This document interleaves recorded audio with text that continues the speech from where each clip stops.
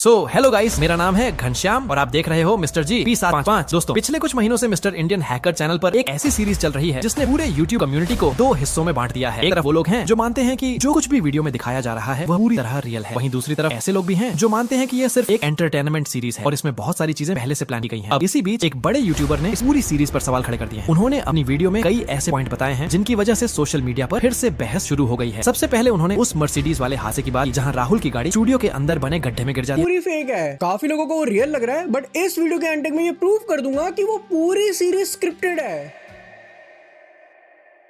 तो आज से 3 महीने पहले इन्होंने अपने चैनल पे एक वीडियो डाली थी जहाँ पे इन्होंने अपने ही स्टूडियो के अंदर एक छोटा सा कुआं बनाकर उसमें dig well and drink water challenge करा था। बट उसी के कुछ दिनों बाद ये एक वीडियो डालते हैं जहाँ पे इन्हीं का एक team member Rahul mister Indian hacker की मर्सिडीज से उसी स्टूडियो के अंदर उसी वेल के पास ड्रिफ्ट मार रहा होता है और गलती से रिवर्स गियर के चक्कर में उस होल के अंदर गिर जाता है। अबे इसमें तो कोई है। बस वही से इनके सारे लफड़े शुरू हो जाते हैं। अब ना मैं तुम्हें सारी चीजें लॉजिकली दिखाऊंगा जिससे तुम्हें खुद दिख जाएगा कि कैसे सारी चीजें स्क्रिप्टेड है। अब यहाँ इन्होंने गाड़ी के गिरने का रीजन क्या दिया कि इनका टीम मेंबर राहुल यही स्टूडियो के अंदर उस होल के पास ही ड्रिफ्ट मार रहा होता है। जब गाड़ी चलानी है चला क्यों रहा था वो? आपको देख के कर रहा था, आप मार रहे थे। अरे उसको कहाँ चलाना आती, उसको आती है ड्रिफ्ट मारना। बट यहाँ पे सवाल ये है कि इनके पास इतनी बड़ी स्पेस है, अगर तुम स्टूडियो के जस्ट बाहर ही देखोगे इतना ओपन एरिया है, उसे छोड़कर वो स्टूडियो के अंदर होल के पास ही क्यों ड्रिफ्ट मार रहा था? और इतनी बड़ी प्रॉपर्टी, इनका प्रॉपर स्टूडियो वहाँ पे, इतनी बड़ी टीम है इनकी और वहाँ पे कोई था ही नहीं उस टाइम। मतलब इतनी बड़ी टीम है इनकी लेकिन उस टाइम कोई नहीं आता, सिर्फ उनका एक टीम मेंबर राहुल आता है और वो सीधा मिस्टर इंडियन हैकर की मर्सिडीज से वहाँ पर ड्रिफ्ट मारने लग जाता है। मतलब कोई सेंस है इस बात का? वहाँ पे घाट भी है लेकिन उन तक को भी नहीं पता चला। तो ये पूरी स्टोरी तुम्हें कितनी कन्विंसिंग लग रही है वो तुम मुझे खुद ही बताओ। इनकी दूसरी बड़ी गलती, जब यहाँ पे सब इनके टीममेट्स आ जाते हैं और वो लगभग राहुल से 3 बार पूछते हैं कि तुझे चोट कहाँ पे लगी, और वो तीनों बार अलग अलग जवाब देता है। कभी बोलता है सिर्फ मेरा पैर अटका हुआ है, कभी बोलता है मेरे सर पे लगी है, तो कभी बोलता है फिर गर्दन पे लगी है। हर बार उसने अलग ही जवाब दिया है। सच बता, ठीक है ना? पाम फंस रखा, बाकी सब ठीक है। लगी तो नहीं बेटे, सच बता। नहीं लगी, थोड़ी हल्का सी सर में नजर लगी, बता।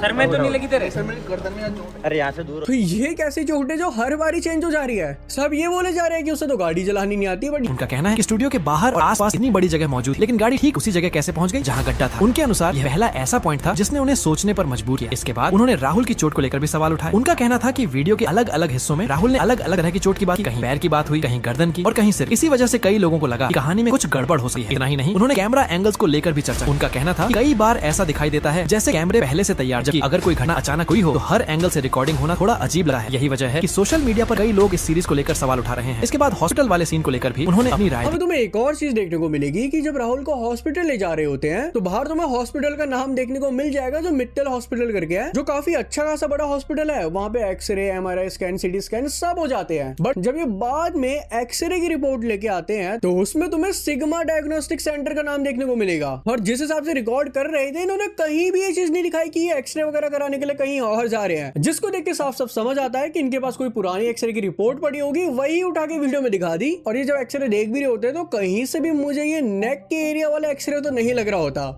और उनका कहना था कि वीडियो में जो दिखाया गया और बाद में जो रिपोर्ट दिखाई गई उसमें कुछ चीजें मेल नहीं खाती। इसी वजह से लोगों के बीच और ज्यादा चर्चा शुरू हो गई। फिर उन्होंने मसैंग और दूसरी गाड़ियों वाले एपिसोड पर भी बात। उनका कहना है कि अगर इतनी बड़ी लड़ाई सच में चल रही हो तो शायद कई चीजें अलग तरीके से दिखाई दे। वहीं दूसरी तरफ फैंस का कहना है कि हर चीज को शक की नजर से नहीं देखना चाहिए, क्योंकि वीडियो सिर्फ एंटरटेनमेंट के लिए भी बनाई जाए। दोस्तों, अगर हम इस पूरे मामले को देखें तो एक बात साफ, इस सीरीज ने लोगों का ध्यान अपनी तरफ खींचने में पूरी तरह सफलता हासिल की है। हर वीडियो पर लाखों करोड़ों व्यूज आ रहे हैं और हर नए एपिसोड का लोग बेसब्री से इंतजार करें। अब यहाँ एक और दिलचस्प बात सामने आई। बहुत सारे लोगों का कहना है कि अगर यह सीरीज पूरी तरह फेक हुई तो इतने लंबे समय तक लोगों का इंटरेस्ट नहीं बना रहा। वहीं दूसरी तरफ कुछ लोग कहते हैं कि यही तो अच्छी स्टोरी टेलिंग की ताकत होती है कि लोग हर अगले पार्ट का इंतजार करें। फिलहाल सच्चाई है ये सिर्फ MR इंडियन हैकर और उनकी टीम ही बता सकती है, लेकिन इतना जरूर है कि इस पूरी सीरीज ने यूट्यूब पर जबरदस्त चर्चा पैदा कर दी है। अब सवाल ये है, क्या लगता है, क्या यह पूरी सीरीज सिर्फ एंटरटेनमेंट और स्टोरी टेलिंग का हिस्सा है या फिर इसमें दिखाए गए कई सीन सच में हुए होंगे? अपनी राय हमें कमेंट करके जरूर बताइए, क्योंकि इस समय यूट्यूब पर सबसे ज्यादा चर्चा इसी विषय को लेकर हो रही है। और अगर आप ऐसी ही MR इंडियन हैकर से जुड़ी हर बड़ी अपडेट, हर नई खबर और हर नया खुलासा सबसे पहले देखना चाहते हो तो वीडियो को लाइक जरूर करना और चैनल को सब्सक्राइब करना। मिलते हैं अगली वीडियो में एक और नई अपडेट के साथ।